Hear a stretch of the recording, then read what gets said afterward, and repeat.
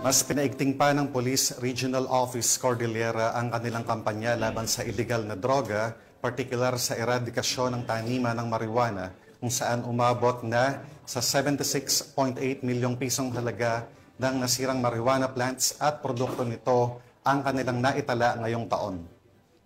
Ang naturang accomplishment ay iniulat sa isinagawang second quarter meeting of the Advocacy Cluster of the Interagency Committee on Anti-Legal Drugs meeting na ginanap sa tanggapan ng Department of Interior and Local Government, CAR sa Baguio City.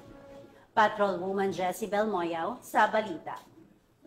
Pinaigting pa ng Police Regional Office Cordillera ang kanilang kampanya laban sa pagtatanim at distribusyon ng marijuana sa rehiyon, kasabay ng pagpapatupad ng mga programang naglalayong wakasan ang naturang iligal na aktibidad sa tulong ng komunidad.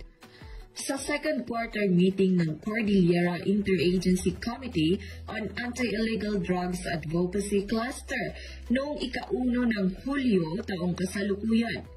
iniulat ni Police Captain Frederick Chiday ng PROCAR na kasalukuyang ipinatutupad ng kapulisan sa Benguet ang mga programang Uplan Binadang Gabot at Uplan Marso na nakatuon sa pagpapalakas ng ugnayan sa mga lokal na residente upang mas epektibong malabanan ang marijuana cultivation.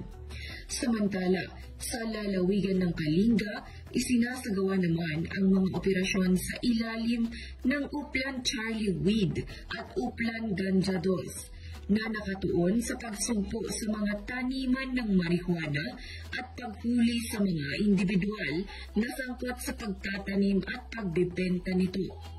Mula Marso hanggang Hunyo ng taong kasalukuyan, nakapagsagawa ang PROCAR ng 75 marijuana eradication operations kung saan mahigit 76.8 million peso ang tinatayang kabuuang halaga ng mga nakumpiskang ipinagbabawal na gamot, kabilang na ang marijuana at shabu. Ipinapakita ng mga inisyatibang ito ang patuloy na dedikasyon ng kapulisan ng Cordillera sa kanilang tungkuling sugpuin ang iligal na droga, protektahan ang mamamayan at itaguyod ang ligtas at maayos na pamayanan. Mula dito sa rehiyon ng Cordillera, ako ang inyong PNN correspondent, Patrolwoman Jezebel Moyaw, alagad ng batas, tagataguyod ng balitang pulis.